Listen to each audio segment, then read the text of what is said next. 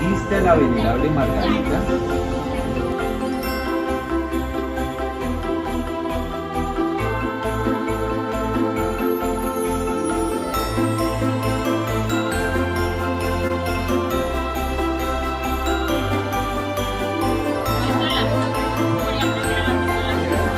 Condena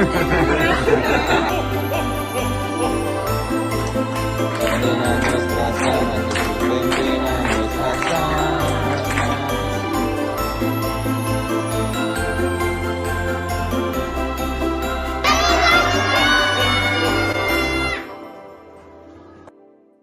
Esto es gracias a todos los oyentes, doctor Fernando, a todos aquellos también que participaron de manera directa, que donaron regalos para llevarle a estos niños de la Fundación Pequeños Valientes en Bogotá, en el sur de Bogotá. Nos enorgullece haber hecho esta alianza con Fundación Escuela Libertad. El equipo de Fundación Escuela Libertad estuvo allí, el equipo ayudando a rezar la novena, entregando los regalos. A Germán Sánchez, Quique, nuestro productor audiovisual de la Hora de la Verdad, gracias por haber hecho realidad el deseo de tantos niños de recibir un regalito.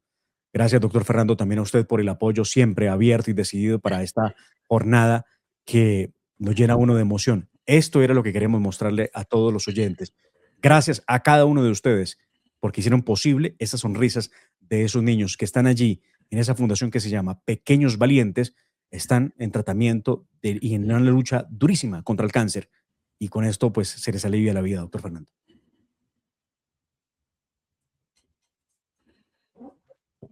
Emocionante.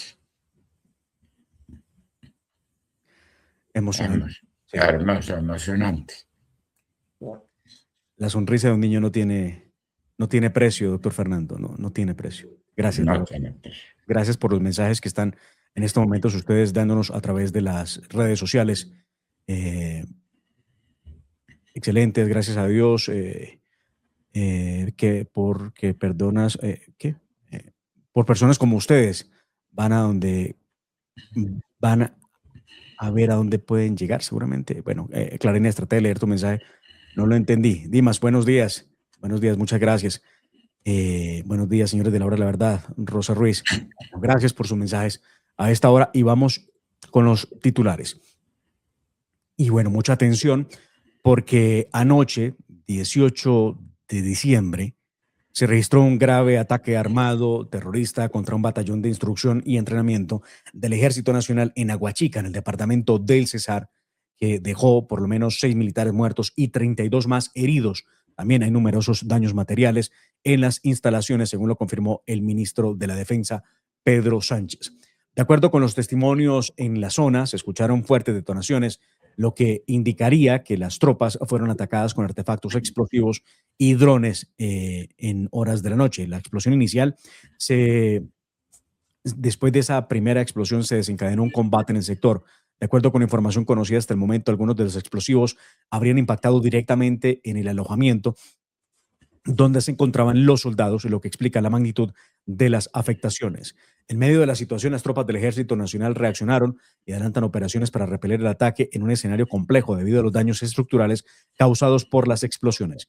El comandante del Ejército Nacional, el general Luis Emilio Cardoso, responsabilizó al frente Camilo Torres Restrepo del ELN del ataque terrorista al batallón Ricaurte ubicado en el corregimiento de Juncal, municipio de Aguachica, en el departamento del Cesar.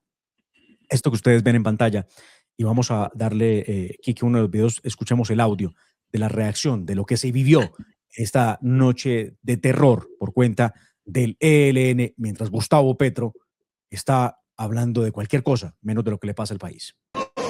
Vea cómo cobra alojamiento a los profesionales, los macaderos. Vea cómo quedó eso.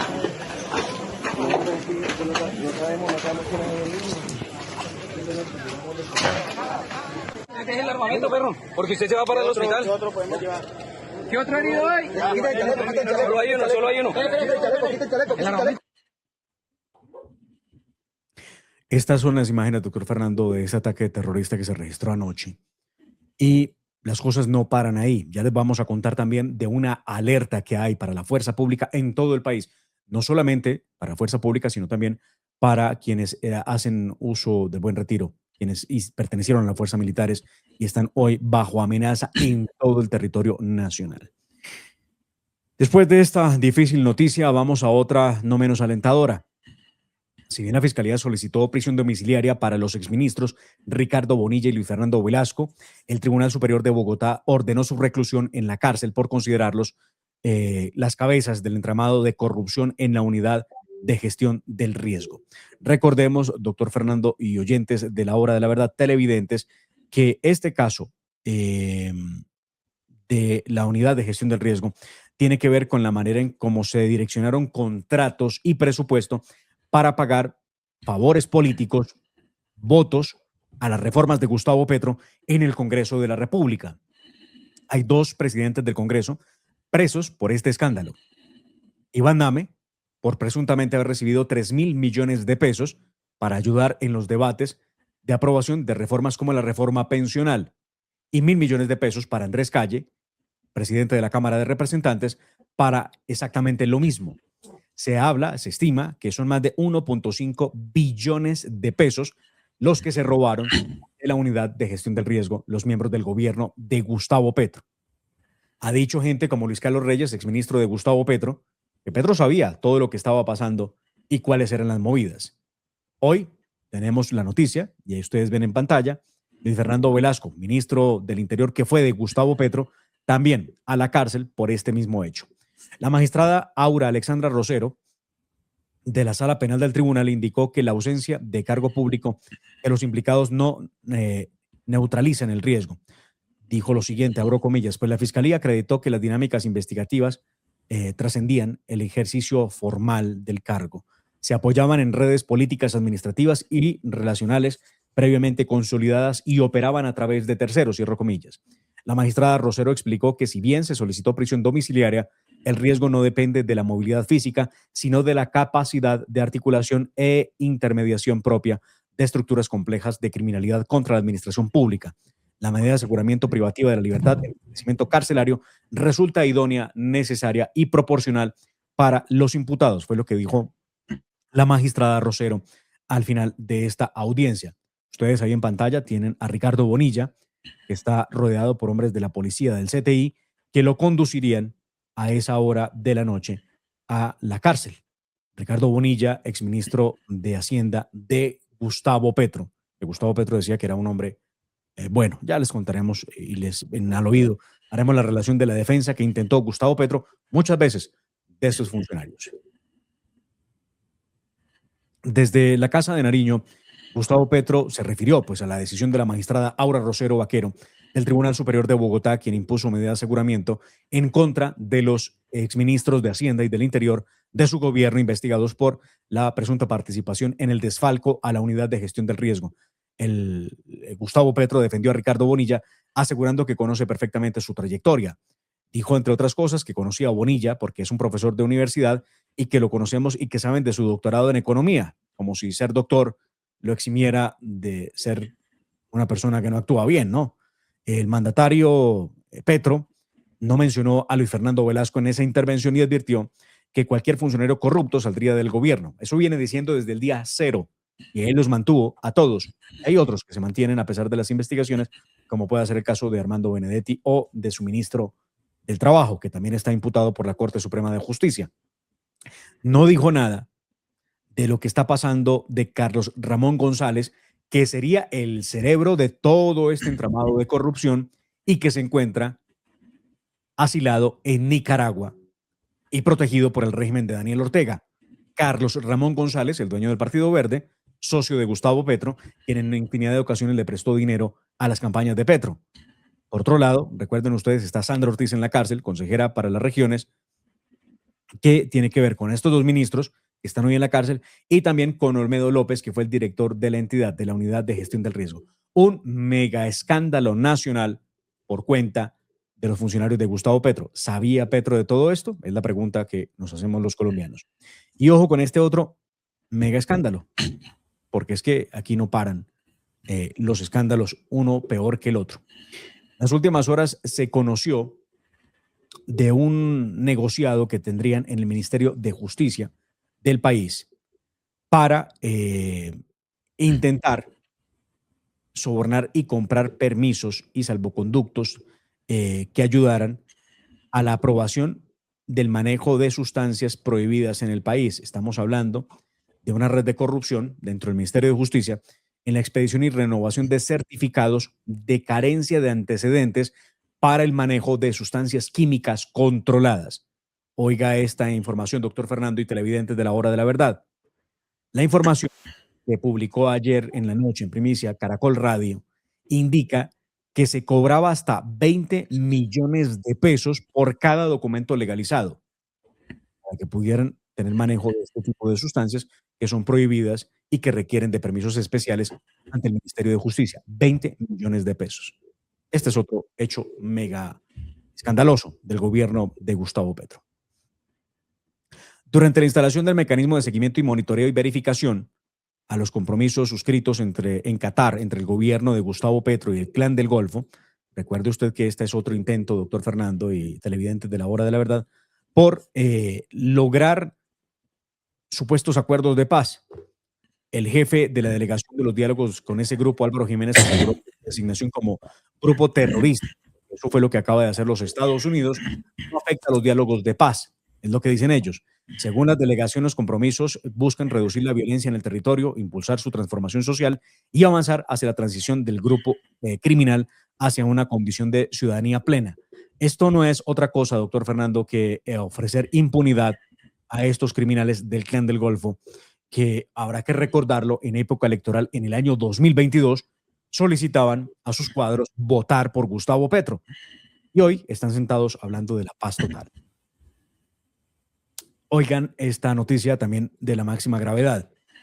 Un audio que encontramos en las redes sociales y que ha sido difundido por algunos medios de comunicación indica que los miembros de las fuerzas militares deben estar en plena alarma, atentos, porque en esa grabación, cuya autenticidad ya fue confirmada por inteligencia, se escucha a un militar advertir sobre un plan del ELN para secuestrar y asesinar integrantes de las fuerzas militares y de la policía utilizando bases de datos internas que ya están en poder de ese grupo terrorista. De acuerdo con el contenido del audio, los criminales no estarían actuando al azar. Por el contrario, cuentan con computadores cargados con la información detallada de los uniformados activos y en retiro, lo que les permitiría verificar en terreno números de cédula, condición de servicio y antecedentes antes de ejecutar los ataques. La amenaza incluye la instalación de retenes ilegales en carreteras para identificar a sus víctimas. La información señala además a una mujer identificada con el alias de Joana, descrita como la segunda al mando dentro de la célula urbana del ELN, como la responsable de custodiar los equipos y manejar las bases de datos. En el audio se advierte que ella tendría acceso completo a la información de unidades militares, policiales y esquemas de seguridad, un nivel de detalle que solo podría provenir de fuentes internas. De esta gravedad es la denuncia con la que amanecemos, además, después del ataque al batallón en Aguachica Cesar, donde se advierte, además a través de redes sociales, que los miembros de la fuerza pública deberían reducir al máximo cualquier posibilidad de transitar por las carreteras de Colombia. Tremendo. Vamos al caso de Zulma Guzmán Castro. Recuerdan ustedes, la mujer que es señalada por las autoridades colombianas de envenenar con talio a 2 menores de edad en Bogotá. Esta mujer, aquí están las imágenes del intento de suicidio que protagonizó ella en Londres. Esta mujer ahora intenta evitar ser procesada judicialmente, argumentando problemas de salud mental. Según confirmaron fuentes en el Reino Unido, la mujer se encuentra bajo custodia de las autoridades británicas en Londres luego de ser rescatada del río Támesis tras un aparente intento de suicidio. El episodio ocurrió en la mañana del martes 16 de diciembre en inmediaciones de uno de los puentes más importantes en Londres, en la capital británica. De acuerdo con los reportes policiales, la alerta activó a las autoridades a las 6:45 de la mañana cuando recibió una llamada de emergencia advirtiendo que esta mujer se encontraba en riesgo de lanzarse al río, lo que efectivamente hizo posteriormente. A tiros y cuando salía de su casa en su vehículo fue víctima de un atentado terrorista el director seccional de la DIAN en el municipio de Tuluá, en el centro del Valle del Cauca. Se identificaba como Gilberto de Jesús Calao González. La policía confirmó el homicidio del funcionario y, según información preliminar, se dirigía hacia su lugar de trabajo en el vehículo de su propiedad. Al parecer, fue abordado por hombres que se movilizaban en motocicleta, quienes habrían disparado en repetidas ocasiones. Las autoridades implementaron un plan candado para dar con el paradero de los agresores. Además, la Policía Nacional y la Fiscalía trabajan en la recolección de evidencia y análisis de cámaras de seguridad para identificar a los responsables. A la hora, en este momento, todavía no se sabe quién fue el que lo asesinó. Las autoridades intensificaron la búsqueda de Max, hombre de confianza del terrorista alias Iván Mordisco, en el que están en el departamento del Cauca. Es señalado explosivista principal, cabecilla de la estructura Jaime Martínez, una de las grupos criminales con mayor accionar violento en el suroccidente del país. De acuerdo con información que ha entregado el Ministerio de la Defensa, se ofrece una recompensa de hasta 500 millones de pesos debido a la responsabilidad de múltiples hechos de alto impacto contra la población civil y la fuerza pública en el Cauca y el departamento del Valle del Cauca. El Ministerio de Defensa ha dicho que alias Max estaría vinculado a delitos de terrorismo, rebelión, por diversas acciones criminales, entre ellas atentados con explosivos, hostigamientos armados y operaciones de control territorial en zonas estratégicas del Cauca y el Valle del Cauca. En hechos internacionales, doctor Fernando, ByteDance, la matriz china de la popular plataforma de videos TikTok, ha acordado vender sus operaciones en los Estados Unidos a un holding liderado por inversionistas estadounidenses para poder seguir operando legalmente en el país norteamericano. Me adelantan este jueves varios medios de comunicación, entre ellos la agencia de noticias Reuters. A pesar de los riesgos por el bloqueo naval de transporte de crudo venezolano en embarcaciones previamente sancionadas, lo que constituye una carta que se ha jugado el presidente Donald Trump para forzar la caída del régimen de Nicolás Maduro, el régimen trata de defenderse del presidente Trump, acusándolo de unos ataques inmerecidos al régimen. Lo cierto es que avanza el bloqueo absoluto a cualquier carguero de petróleo que trate de llegar a las costas venezolanas por parte de los Estados Unidos. Los líderes de la Unión Europea acordaron este viernes 19 de diciembre financiar a Ucrania con 90.000 millones de euros en 2026 y 2027 a través de la emisión de deuda a cargo del presupuesto comunitario, dejando de lado y de momento el plan inicial de basarse para ello en los activos rusos inmovilizados por las sanciones.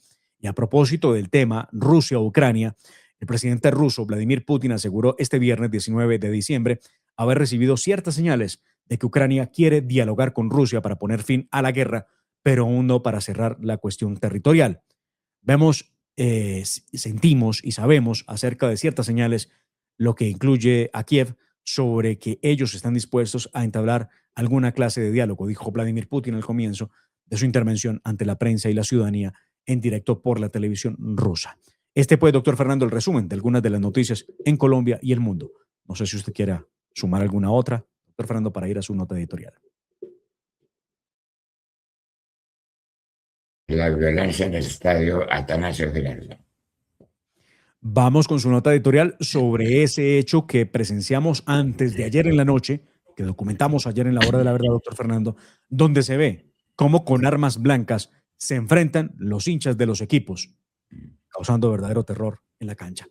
Lo que impidió, de hecho, que pudieran premiar al equipo nacional.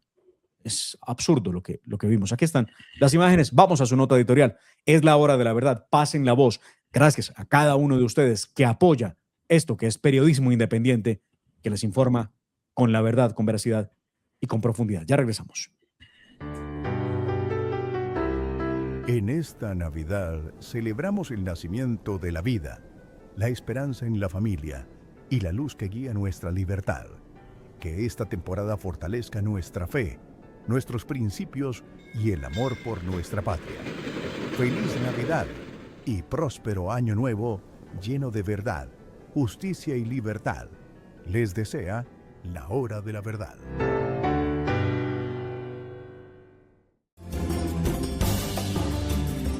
En la hora de la verdad llega el